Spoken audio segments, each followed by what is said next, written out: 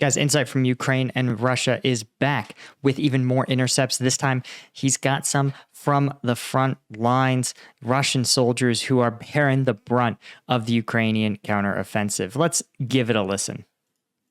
Two interceptions in this video.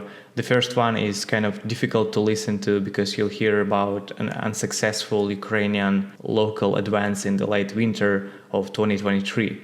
But let's listen anyway. Сейчас звонили, опять там узнавали, вроде два полка каких-то опять добровольцев собрали. Может, нас менять будут, его знаю. Каждый день слухи. Может, вообще до сентября тут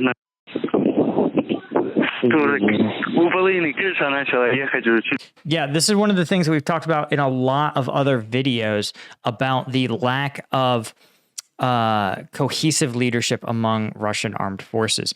They are not short on soldiers, but what they're short on is leadership. And part of what leadership does in these high stress situations is to keep a cool on interpersonal conflict, right? When you're isolated and under a lot of stress, tensions, even minor things can blow up into major, major incidents. So what you have to do is find soldiers healthy ways to blow off steam, to let go. And you can do that through a variety of different ways, right? In the U.S. military, they made a point of trying to get soldiers, no matter how austere your fob was, have a gym. You would have sometimes video games and TVs, even just other activities, right? We encourage people to take college classes or military correspondence courses, just anything to divert your attention away from boredom and stress and anxiety that you don't have an outlet for, because that's how you end up with this sort of thing where everybody hates each other, everybody's resentful, and everybody's ready to kill each other.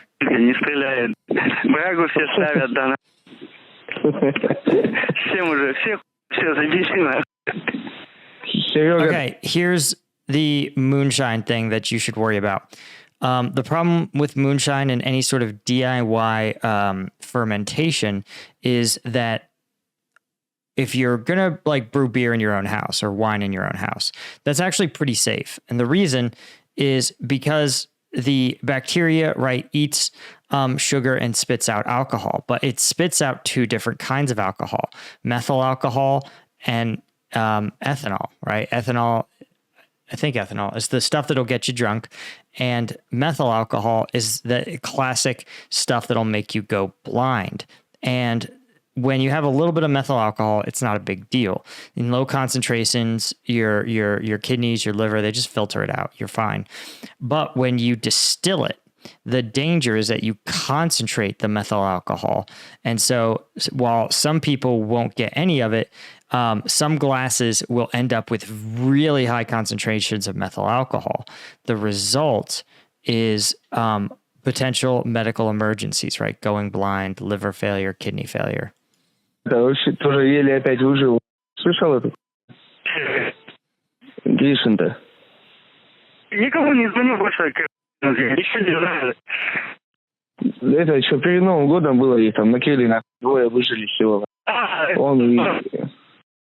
Ну, там из-под глом этих, из-под завалин вылезал сам. Yeah, we've seen this in other videos where there's a lone surviving Russian. I just gotta say, it sounds terrifying to be the lone survivor of an artillery attack and have to dig yourself out, especially knowing that there are enemy forces right in front of you. Russian soldiers are still human beings. A lot of them did not choose to go to this war, and it's really. You can at least empathize for the families and the soldiers that end up in these terrifying situations. Ну, он рассказывал тут где-то, Николаша, что хохлы, говорит, лезут, и уже, говорит, столько лежит. Они, говорит, один лезут. Yeah, this is, okay, what he's describing is an individual movement technique. That's what happens when you're taking direct fire. They're trained to drop to your bellies and begin to crawl using a specific technique. It makes you it lowers your profile a lot. You become very hard to hit, and you can move slowly towards cover. Once you're behind some cover, then you could begin to return fire.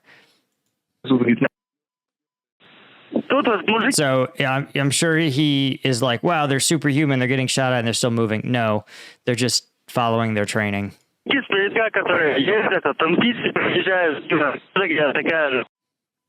Glory to the fallen heroes of Ukraine. And now let's listen to the next interception. We are a year into this war, and it seems like Russian soldiers and officials still can't protect their phone signals, especially when those signals are transmitted over the internet. But honestly, it's never been easier for bad actors to hack any info that's transmitted online. That's why I wanted to talk about today's sponsor, Atlas VPN. Grab the big deal now because Atlas VPN is just $199 a month with a 30-day money-back guarantee. Protect your privacy and get the many benefits of Atlas VPN for this ridiculously low price. You can get this deal by clicking the link in the description below. But be quick, it's a limited time offer. Atlas VPN acts as a digital tunnel, preventing bad actors from hitting you with ads, malicious links, and it notifies you when someone is trying to steal your data. As a bonus, Atlas VPN can give you access to content not available in your country, like certain shows on Netflix or Hulu. It can also let you compare price deals on things like airlines or hotels when they may be cheaper in different currencies. A VPN can also help keep your Google searches private. Oh, and Atlas VPN protects unlimited devices. So grab the big deal now because Atlas VPN is just $199 a month and comes with a 30-day money-back guarantee. Protect your privacy and get the many benefits of Atlas VPN for this ridiculously low price. And you can get this deal by clicking the link in the description, but hurry because this is a limited time offer. Конечно, вообще просто. У тебя нормально, ничего нигде не заделался? Я чуть 2 раза не затрехсотила, вот нахуй, той неделе приходили в это, на спецзадание, короче, на спецоперацию, там выполняли на неделю, нас отправили на дней. Yeah, I'm not sure what this is referring to. A special mission, we're sent to somewhere for a week and something hit our roof. So maybe it's occupying some sort of forward position or an observation post. Прилетело в крышу нам, короче, 1-200, 300. У меня начало броник разорвало, там нос. Yeah, so what's interesting is apparently this vest does sound like it stopped shrapnel from an artillery shell, which is something that you can do with Kevlar, like a Vietnam-era flak vest. But what we've heard is, of course, that for stopping rounds, ballistic rounds, the Russian vests are not rated for that they're actually just thin pieces of aluminum. Ну, кто-то пойдет, там, на мине подорвется, ногу оторвет, что вообще наглухо. Yeah, and this is also interesting, because we've talked about this if you were on the Ukrainian offensive live stream, where a lot of the soldiers who hit mines, well, that's why every one of these units, every one of these brigades has an engineer battalion. Engineer battalions are trained to do a bunch of things, but that includes clearing minefields. And mines are just so effective when you're on the defensive, because obviously it's the enemy who has to go from their safe positions and make advances on you, which is exactly where mines, pay for themselves. But when you're on the offense, you have to solve the mine problem. Короче, фарш полный. Крышу рвет людей уже просто. Да, это что, сейчас там стрелять, что ли? Да. Как слышно-то. Это нормально. Это часто у тебя там спецоперации-то? Ну, нас отправляют по очереди. Там, я в 4-й роте, у нас 3 взвода. Вот наш взвод только вернулся, сейчас следующий взвод пойдет. Потом по кругу, по цепочке. Да. Okay, so this special mission does sound like occupying some sort of forward area. So it sounds like they're rotating 1 platoon per company, 4th company, 1st platoon. So that's probably where he is. Да. Были в Макеевке, пацаны вообще лежат, тела так вот брошенные, короче, пацаны даже не могут. So you guys probably know Makivka. Let's see if we can find it here on the map. It's a town.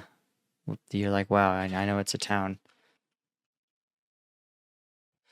It's in Donetsk, and you can see that it's basically parallel with Avdiivka, right? They probably are using Makivka as as the Russian designation for Avdiivka, which is controlled by Ukrainian forces. There you go.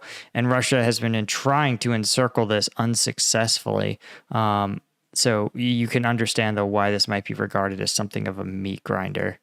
Их забрать, не вывести ни 300-х, ни 200-х, просто бросают и все оставляют, уходят. Конкретики вообще никакой нет, да? Вообще никакой нет. Еще, может, год еще там, да? Просто до конца сказали. До конца войны, либо вы здесь сдохнете. Вот и все. Thanks to Ukrainian allies, Russian soldiers will see lots of surprises hitting their roofs during the upcoming offensive. And for many of them, the war will be over. Now, don't forget to subscribe to my Yeah, I do notice Insight has had, you guys should check him out, right? He's obviously a good guy. I do notice he's been a little bit more pro-Ukrainian. I think probably as a popular English language content creator, getting the Ukrainian message out there is something that he considers or has been instructed to consider a more essential part of his duty. Which I understand, right? You're in your country. Everybody's got to do their part, and communicating to the public, especially an American public, is an important part of that. So do check him out. I always link to it in the description. Give him a sub, and yeah, thanks again to our sponsor Atlas VPN. And until next time, I'll see you guys in the next one.